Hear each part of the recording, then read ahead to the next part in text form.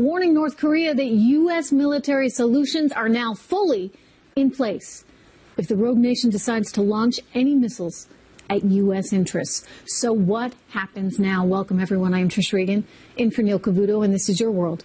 We've got Fox team coverage with Rick Leventhal traveling with the president in Bridgewater, New Jersey, and Lucas Tomlinson at the Pentagon. Let's begin here with Rick. Hey, Rick.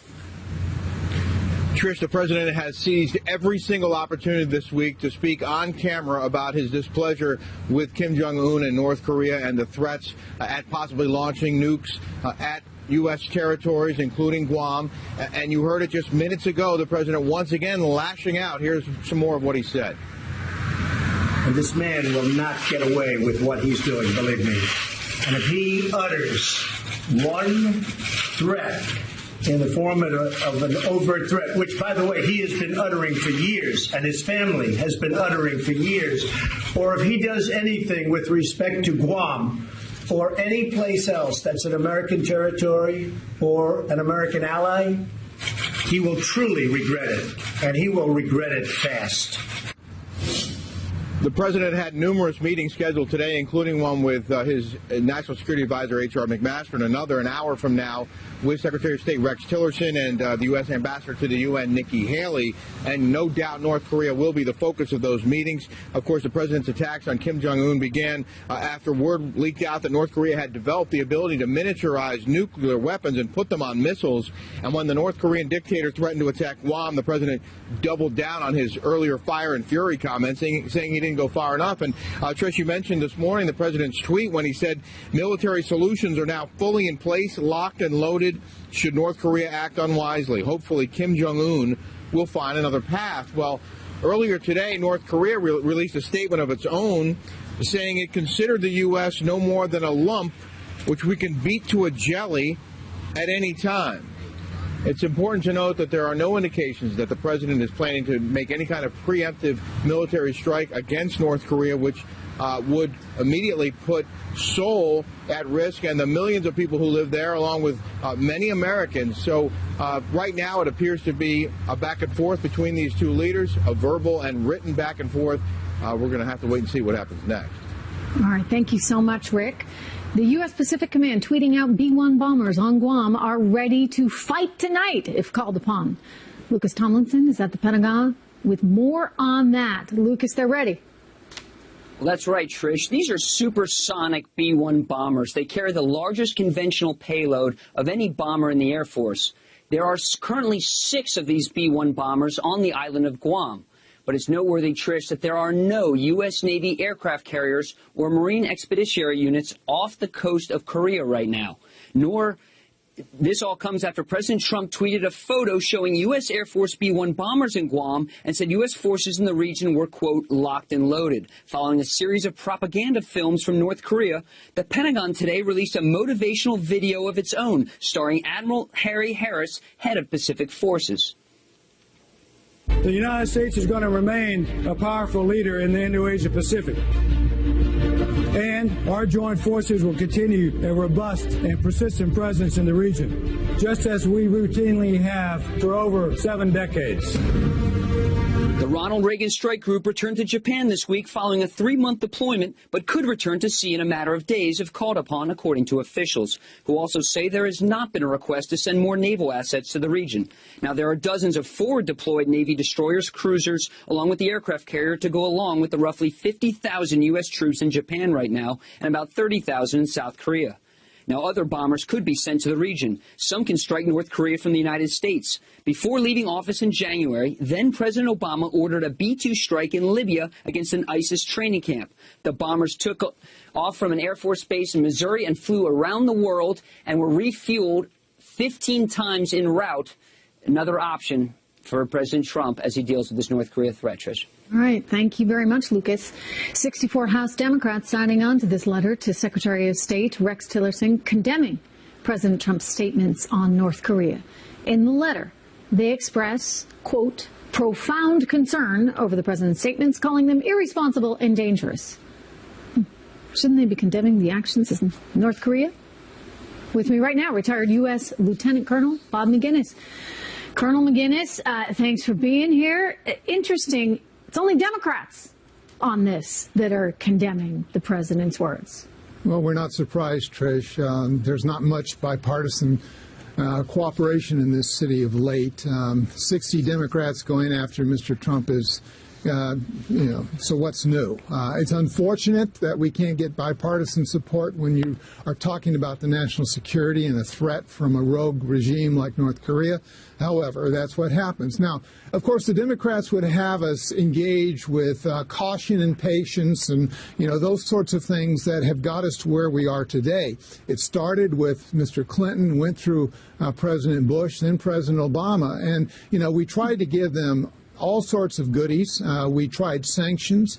And now, of course, we're at a point, obviously based upon the posts released this week, of miniaturization of nuclear weapons. Of course, going back as far as 2002, Secretary Powell told the world that, he thought at that time there were 2 in their possession. So they've just been adding to their arsenal, becoming more dangerous with their ballistic missiles. And we've allowed them to do so, Colonel. And we have. A decade ago, I was on this network, and I said, look, we can't allow this to go any further. We need to put our foot down because it's going to be tragic if we don't deal with this problem. And yet, everybody promises to do something, and we are where we are today, concerned about Guam, concerned about the west coast of the United States, concerned that we can't predict. And, of course, our so-called cooperative friends in Russia and China, they aren't abrogating their treaties and alliances with this rogue regime, which is really not abating, but encouraging this sort of behavior. This has got to stop. This is serious. There's much more that we can and probably should be doing when it comes to China so that we get them to exert some pressure. But back to this letter, the fact that it is becoming so political, how does that strike you? I mean, it seems to me that at a time like this, Colonel, you need to be united. We need to be united as a country, and we don't need the likes of, whether it be Nancy Pelosi or Chuck Schumer or any of the others out there saying that our president is somehow bombastic because he is telling the North Koreans there are consequences to your actions.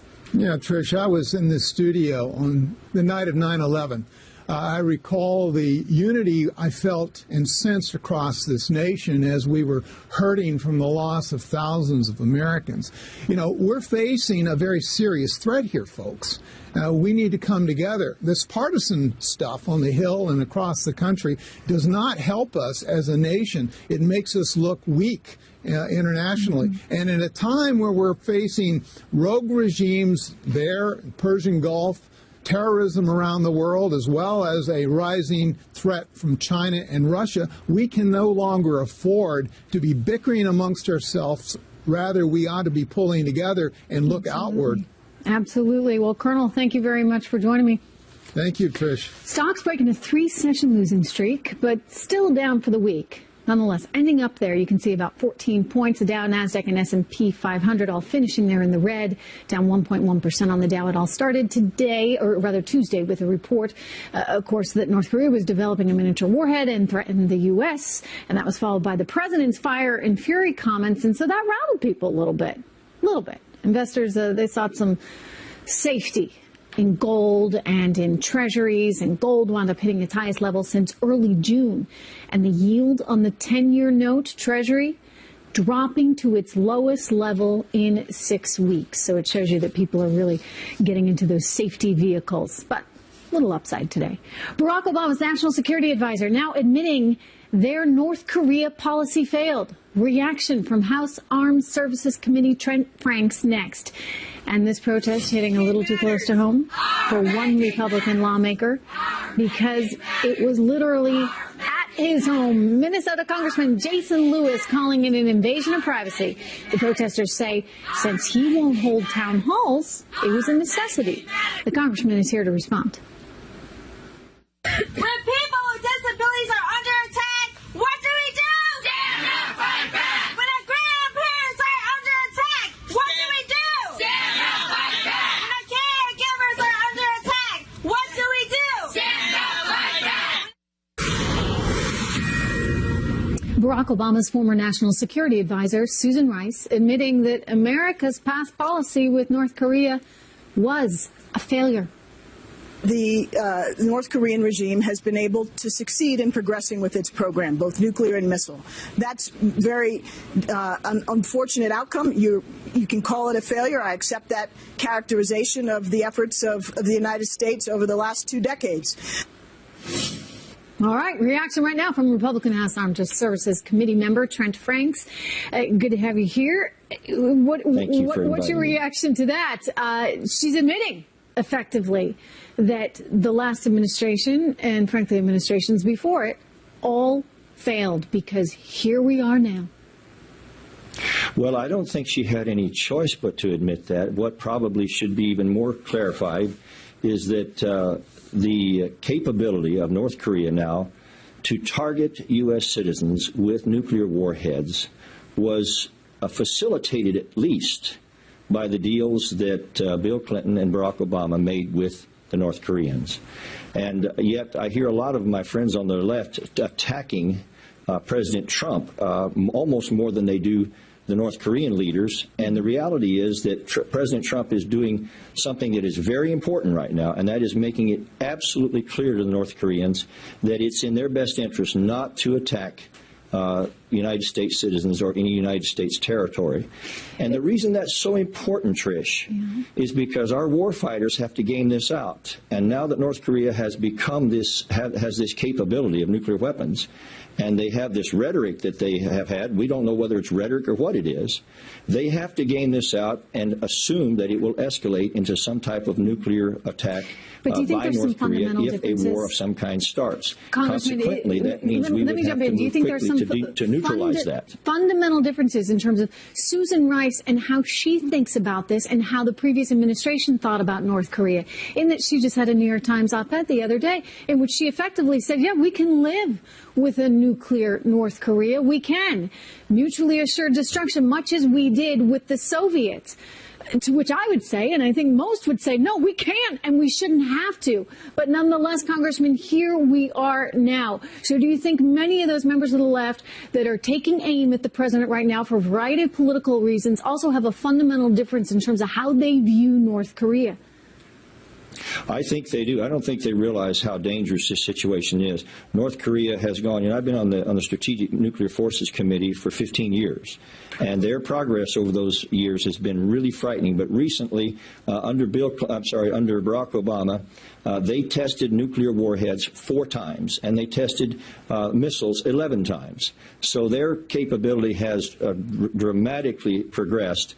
And I will say to you that for them to be attacking this president is absolutely astonishing to me. This president is doing what's necessary to make sure when he says locked and loaded, I can suggest to you that that's a pretty accurate description of our status at this point. But I think it's very important that we realize that the North Korean economy is about $13 to $14 billion. And that means our economy is probably 1,000 to 1,500 times that size. Of course. And that's an asymmetry that we need to use very significantly in this moment. Yes. Well, look, I've heard a variety of different estimates, everything from $13 billion to $28 billion. It's hard to really know. But when you think of the $1 billion worth of sanctions, I don't think that's enough. I think we can do a whole lot more. I think China can do a whole lot more, both in terms of enforcing those sanctions and in terms of offering a whole lot more up. But let me play devil's advocate. We need to do that. We need to do that, Trish. We need to make sure that anybody that trades with North Korea, we need to tell them you can trade with them or the United States. It's up to you, because we're serious about a regime change. We're serious about making sure that this country can no longer threaten the peace and security of the world community. Congressman, what do you say to those members of the left and, frankly, some members of the right, especially those that do not like this president in the Conservative Party, that feel that he is upping the ante, so to speak? In other words, he is giving voice to those in North Korea who want to believe that America is out to destroy them in some way. How do you respond to those accusations? Well, very simply, this strategic weakness and the kinds of things that have happened heretofore have brought us to the moment that we're in. happen. And President Trump understands that, and he's making it very clear to North Korea that it's not in their best interest to attack us. And I don't know of any more important single thing that he can do other than, as I've said, to immediately pursue an overwhelming sanctions effort to isolate North Korea and see that regime fall, and make sure this time that any deals that we make require the dismantlement of their capability rather than, paying a ransom and not securing the hostage. Indeed. All right. Well, thank you very much for joining us today. Thank you, Trish. Loud protests right outside the home of a Minnesota Republican congressman. The group defending it. The congressman outraged by it. He's here next. We are here because our Medicaid matters. Our Medicaid matters. Our Medicaid matters. Our Medicaid matters. And thus we are here to make sure that Congressman Lewis's neighbors know exactly why we are here. Woo! So let me hear you cheer. Yeah. Let me hear you cheer so loud that the entire community here will hear us and know exactly why we are here. Come on, everybody, cheer! Protesters in Minnesota taking their demands to the family home of Republican Congressman Jason Lewis, upset that he hasn't held a town hall on health care. The group Take Action Minnesota marched right to his front door, and today the group is defending that. That statement in a moment coming up. But first, let's go to Congressman Lewis, who is calling it outright dangerous that they were there outside his front door, and he joins me right now by phone. Congressman, welcome. Sorry you had to go through that. What was your concern at the time, and why do you think it's so dangerous that they're right outside your home? Well, for the very reasons they stated. They want to make certain the neighbors here. Well, my neighbors didn't run for Congress. My staff didn't run for Congress. My family didn't run. I'm afraid you're breaking up a little bit, but I think you were making the point that your family didn't run for Congress. So there's sort of a time and a place for this kind of behavior, this kind of action, and it's not right outside your front door? Yeah, that's right. And as I say, the people that get the brunt into this are people that didn't sign up, including my family most of all. And we've seen this deliberate escalation really since January by the usual groups. And it's getting to the point where folks have their private property violated, the well-established security rules at their offices violated. They're interfering with constituent service. And you're not going to get more town halls if my other constituents are afraid to come because there's going to be a party crashing them, making a spectacle.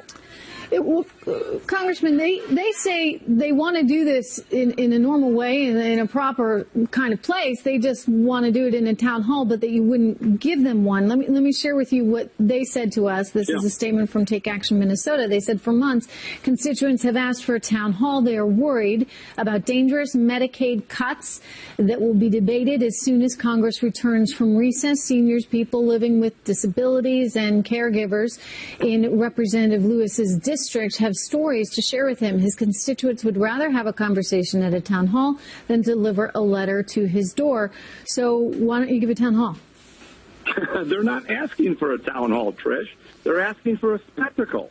They're asking for a protest rally. They're asking me to host the first Democratic rally of 2018. This is led by a group of lifelong Democrats, activists, not constituents who woke up on November 9th and says, oh, gosh, the world is going to hell in a handbasket. This is a partisan attempt to hijack, quite frankly, a meeting, an office, my home. And at some point, somebody's got to stand up and say enough. In fact, the response from the Democratic Party of Minnesota was even worse. They accused the Republicans, including me, of threatening people's lives. Now, do you think that's going to make people more likely to violate private property rights or less? It is that kind of irresponsible rhetoric that is causing this very, very dangerous environment, and it's got to stop. Representative Lewis, did you call the police? My neighbor called the police. So I'm out meeting with constituents in the district. By the way, we've done a number of employee town halls where we have 200, 250 people. We've done a number of telephone town halls, and every single day in Washington or in Minnesota, I meet with constituents. But the whole premise is simply faulty.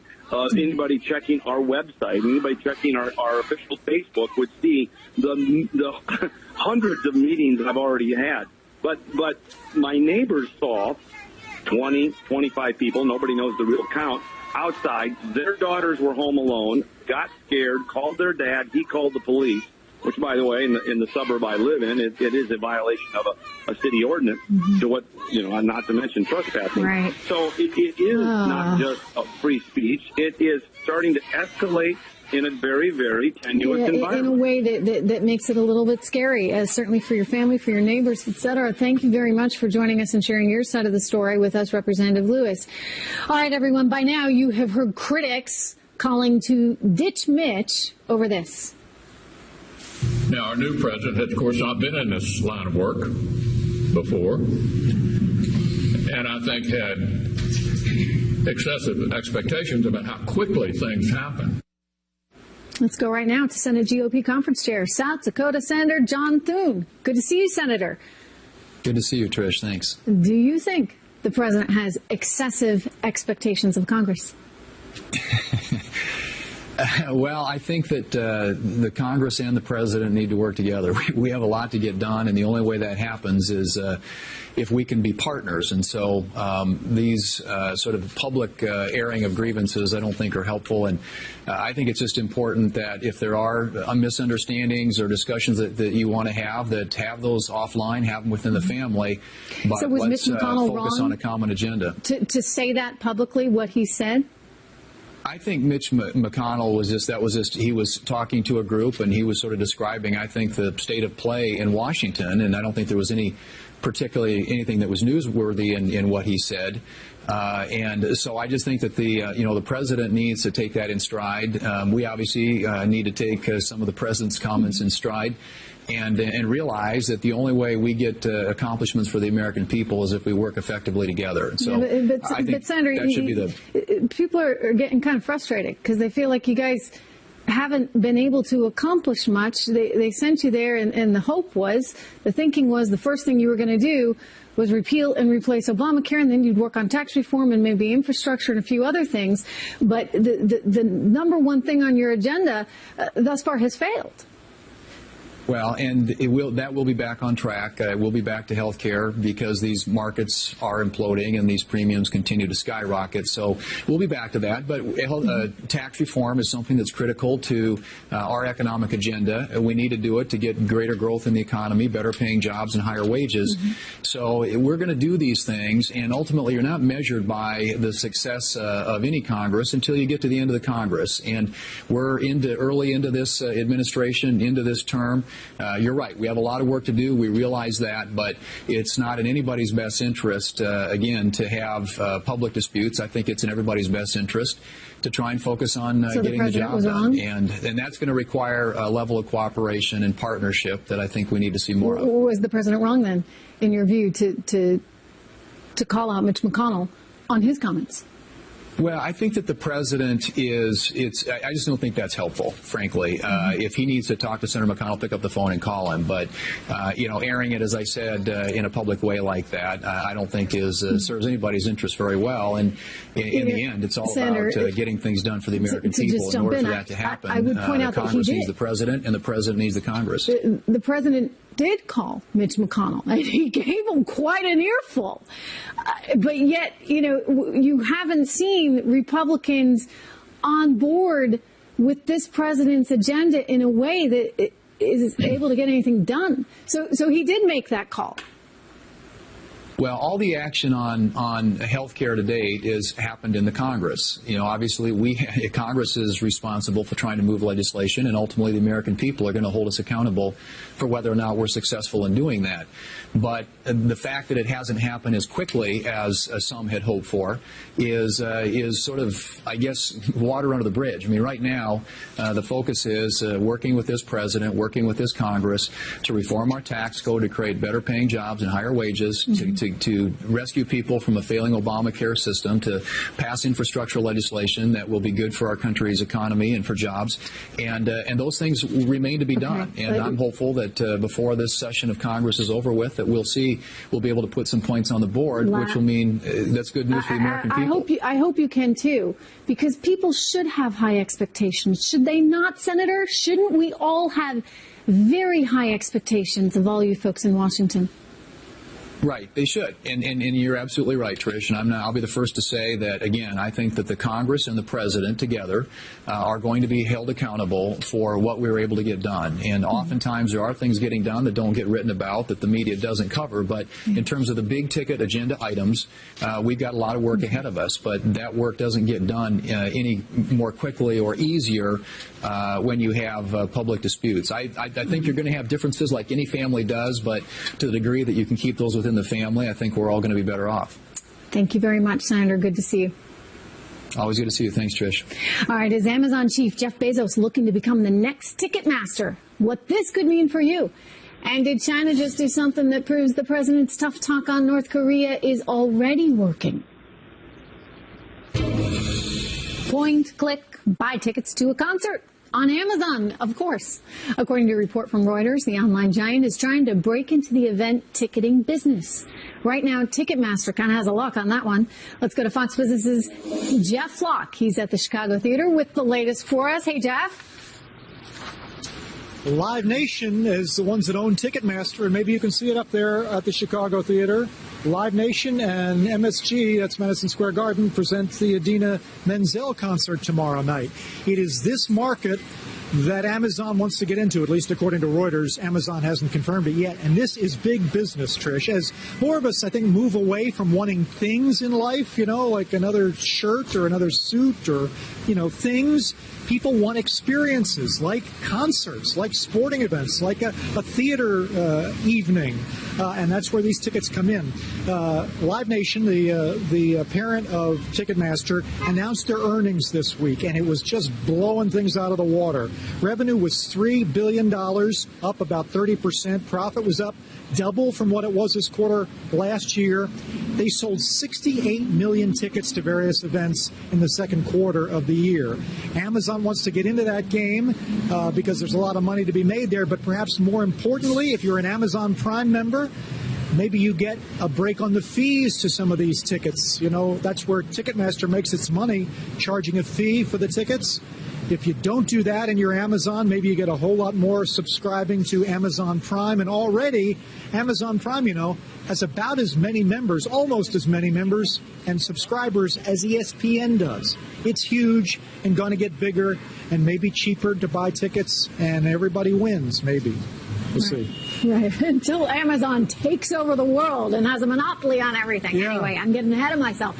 Thank you, Jeff. There you go. Amazon is getting very big, very fast. And the question is, what's that mean for consumers? I mean, so far, it's been good. So far, prices have come down. But at what point does that start to change? Let's ask Monica Meda, Michael Parrish-Doodle, and Charlie Gasparino. Monica, your thoughts, first of all. I mean, Amazon just getting into everything. Okay, no love lost for Ticketmaster because I don't think they offer a service that anyone cares for anymore. But Amazon's really interesting because they're not a monopoly, but they're a capital markets fueled oligopoly, meaning they get cash for nothing from the free markets, and they're using that cash as their moat to put all their competition out of business because the markets don't care if they turn a profit. It's just about this promise of growth. So it's a really interesting situation where you can draw practically free capital, large sums of capital from the stock market, and use that money to put your competitors out of business. It's a problem. Mr. Dudell? Yeah, well, I think, it's a brand challenge. Just as Monica said, nobody's that crazy about Ticketmaster. Let's be honest. Nobody wants to pay those fees. I counted them before I came on the air, by the way. There's up to 5 possible fees you might pay if you're purchasing tickets. Wow. Yeah, they haven't thought too hard about that. And because of it, companies like Amazon that have a really strong brand, especially with younger consumers, they're going to swoop in and they're going to steal the business. See, Charlie, this is good. This is healthy. This is competition, right? Yeah, listen, I think so. Let's be real clear here. Someone before said something like Amazon borrows for free. They don't borrow for free. This is not Fannie and Freddie that have the implicit backing of the U.S. government where you can borrow at Treasury rates. Market cap is 244 I times understand, earnings. but that, I know, it's practically for free. No, but that doesn't mean they can go out and just borrow for you know for a treasury. We're getting sidetracked. No, but my point is it's very richly valued, and people love to give them money. Right, but we're actually not being sidetracked because here's the thing. Amazon has basically performed. I mean, if you think about it, they've had an uneven record in terms of profits. But over the long term, in terms of profit, over the long term, if you think of every business that they've been in and they disrupted, over the long term, they've done pretty well, and that's why the market allows them to do it. So here's my question: at what point, though, does it become something that you need to be concerned about? I'm talking about Amazon because competition's healthy, and we love competition. But when Amazon is the only game in town, you're not going to have any competition. So you're saying from a monopoly? Are they a monopoly? Well, are they working towards that? Yeah, your thoughts. I mean, listen, every company works towards being a monopoly. They actually know what they're doing. At some point, somebody's got to step in. They're not a monopoly. They're not a monopoly. They're not a monopoly because they have competition in every field that they're in, and they're doing something that monopolies don't traditionally do. They're bringing prices down. But the issue I have here is there's something very damaging about this idea of we're going to give you so much leeway as the stock market to go out there and use money that your competitors would never have access to put competition. Because we don't have an expectation that Amazon turn a profit for 10 years. Wait a second. Amazon $2 billion of profit, over $150 billion of revenue. I think Amazon is giving consumers what they want. Let's talk about them as consumers. They're giving consumers what they want. In Charlie and Amazon's defense, the reality is investors are making that choice. Right. You can put money wherever you want, right? Absolutely. And if you choose to buy Amazon, it's because you believe in Amazon's future. And so, maybe they can borrow cheaply because people are willing to give them money, but somebody's willing to give them money, and that is a market-based decision. But it's rather short-sighted. Michael Dudal. Yes, thank you. Finally. Oh, my gosh, you guys. Listen, consumers are willing to give them money. That is who is willing to give them money. They know what consumers want. They know when they want it. Instead of tacking on all these fees, instead of penalizing your consumers like Ticketmaster does with all of these extra costs, they know what they want and when to deliver it, and that is powerful in 2017, people. Their profit performance clearly has been uneven. Okay, at some point, it's always possible that the investor class, the institutional investors, are going to say no more. We're not going to let you do it anymore, and those various metrics go down. But that hasn't happened since, I guess, forever. I mean, they survived the .com bubble. I remember we were making fun of them during in the late 1990s, early 2000s. All right, making the case for Amazon. Thanks, guys. Good stuff. Critics complaining the president's acting like a bull in a china shop, but is it already getting China in line?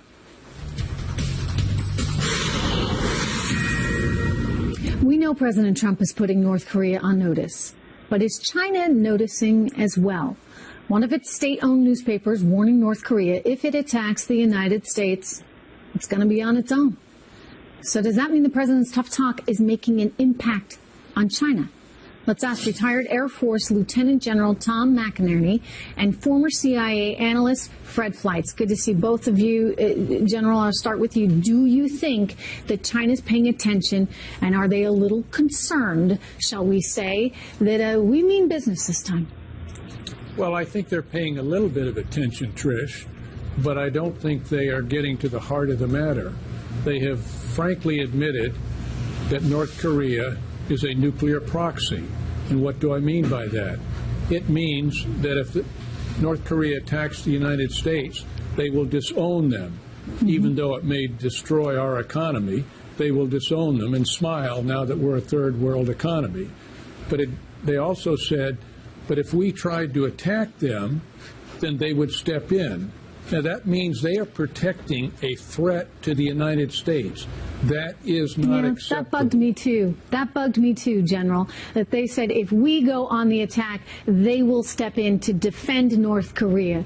And the reality is, if we do decide to be on some kind of attack, it is a preemptive move. Because above all, General, we need to make sure that we do not put our country at risk of being held hostage by the likes of North Korea. Correct? Spot on, Trish. You got it exactly right. Well, Fred, You know, there's a lot of criticism right now of the president's tough talk. And there's also, frankly, a lot of criticism about China, because China could do a lot more and is choosing not to do what it can. You heard the general. He's concerned that China is basically telling North Korea it's got its back. How do you interpret all of this? Well, Trish, we've seen a familiar pattern after these 9 Security Council resolutions passed since 2006. Every time nations pat themselves on the back for passing tough sanctions, every time North Korea ignores them, every time China cheats on them. China is really the key. China is the only nation that can make a difference. I don't know whether there's a difference, but look at this headline. Beijing struggles to avert conflict with Korea. I don't know that this means China is actually finally considering putting the pressure on North Korea that it has never agreed to do before, but I think Donald Trump's rhetoric, and I think the release of intelligence earlier this week on the seriousness of this threat has a chance to move China in that direction.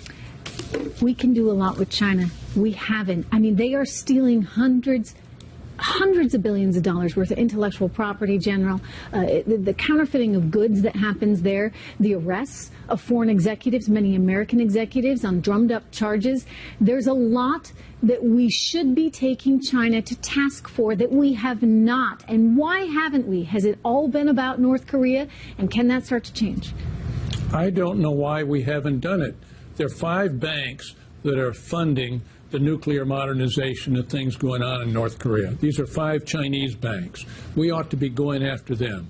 We need to be, as you say, Trish, they are stealing our intellectual property daily, and we have not responded on it. Now, the strange thing is it is the Democrats and the Obama administration that created these 2 nuclear proxies, the first being North Korea, and then you've got Iran coming down the road. Plus, they funded these nuclear proxies.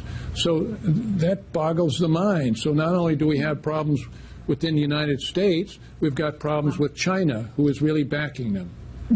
Fred, what's the problem with members of the left that don't recognize this threat, such as Susan Rice, for example, saying that we can live with a nuclearized North Korea, much like we did with the Soviet Union? I consider that an aha movement. I wrote in my book, Obama Bomb, about the nuclear deal with Iran, that the whole deal was based on an assumption by President Obama that we